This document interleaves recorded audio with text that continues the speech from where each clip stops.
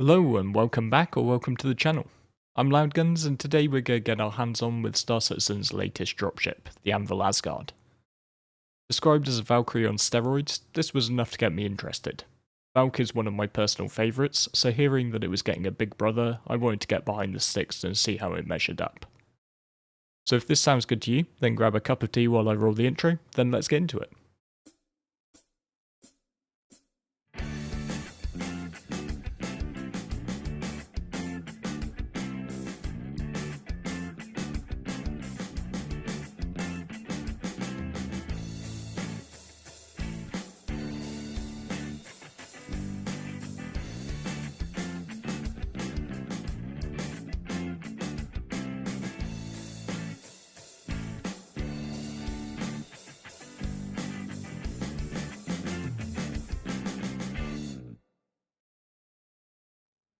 At 49 meters, the Anvil Aerospace Asgard is only a tiny bit longer than its little bro, the Valk.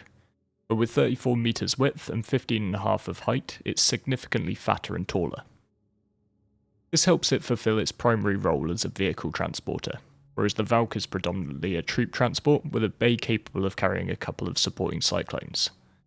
The Asgard, however, will accommodate the largest ground vehicles like the Nova tank or Anvil Atlas chassis vehicles like the Ballista or Centurion.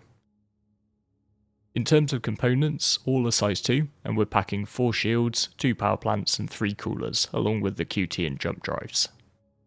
I appreciate the contingency factor baked in with the component selection here, though I do wonder whether it didn't deserve a single size 3 shield.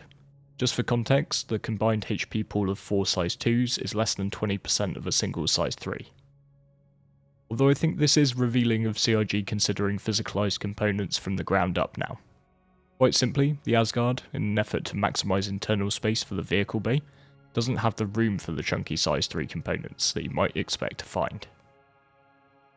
In terms of weapons, you've got a total of 6 size 3s under pilot control, 4 mounted above the cockpit and 2 on a gimbaled mounting on the nose, while the gunner controls a pair of size 4s from the chin-mounted manual turret.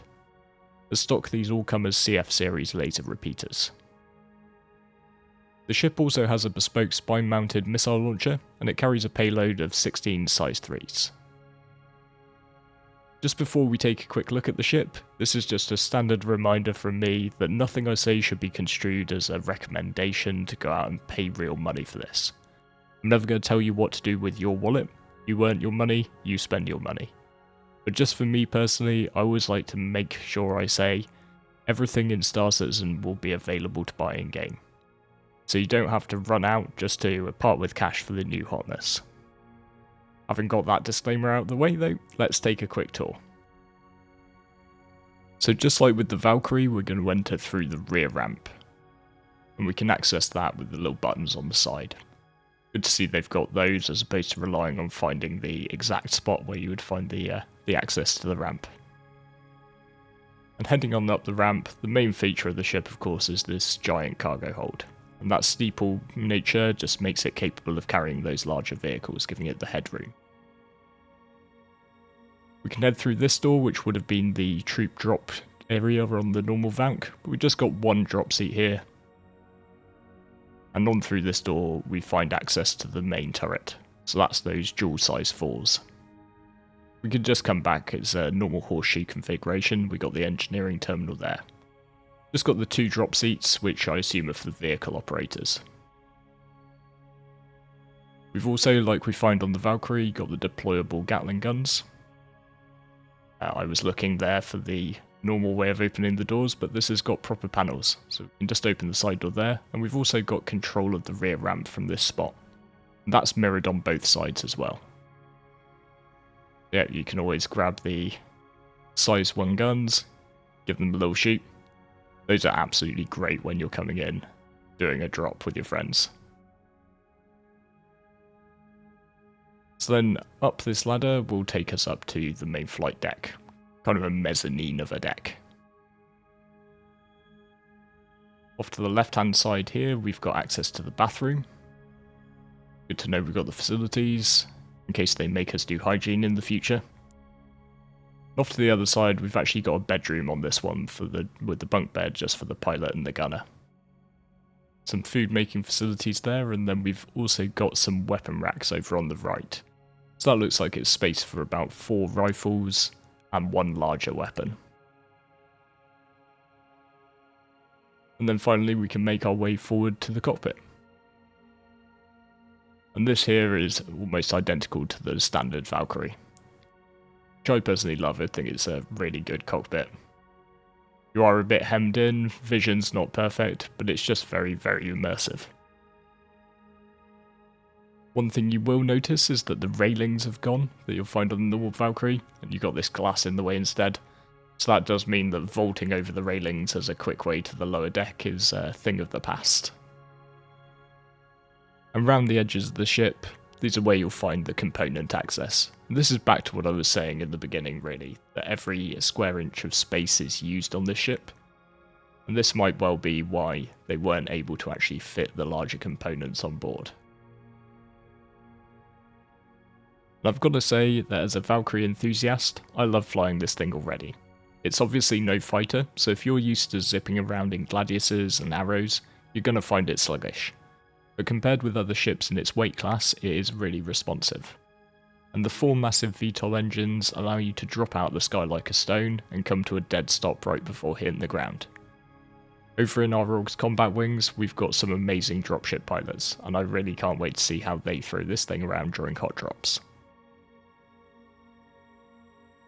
While I don't claim to be a particularly proficient combat pilot, I still thought I'd take it out for a little bounty hunting, although I realised I didn't have my bounty certs up to date, so I guess we're just doing crime instead. Against larger ships solo, you do feel the difference of size 3s versus larger guns. And while the weapons aren't a massive step down from something like the F7A Hornet, which has 4 size 3s and 2 size 4s, you are far less manoeuvrable and a much bigger target for those shooting back. I also felt that weaker shield pool, having to run away a bit when too many turrets got turned in my direction, though the hull itself can take a fair beating if you need it to. However, I'd imagine the sheer volume of laser fire you can spit out would make short work of enemy fighters if you're fighting slightly smaller ships. After some serious chonking, I did manage to get the bad guys down. Well, good guys I guess, I'm the criminal here.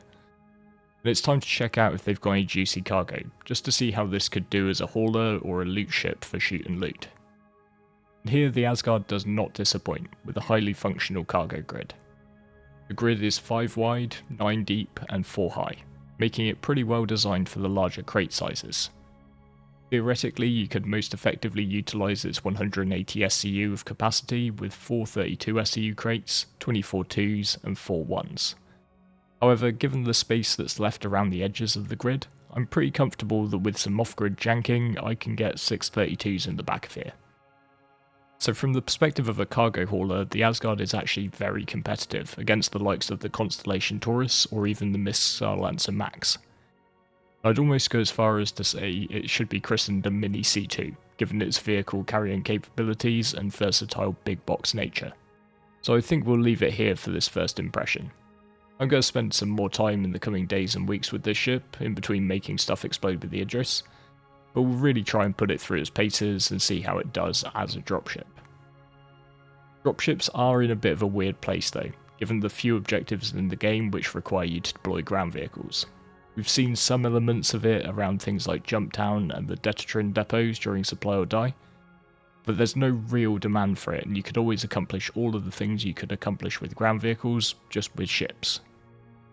We need a bit more combined arms focused content that hopefully we'll see as the devs flesh out their plans for what base attack and defense will look like in the future. But during Org v Org battles or friendly competitions within our Discord, we've run some really good combined arms stuff, and seeing dropships screen in for hot drops is absolutely epic.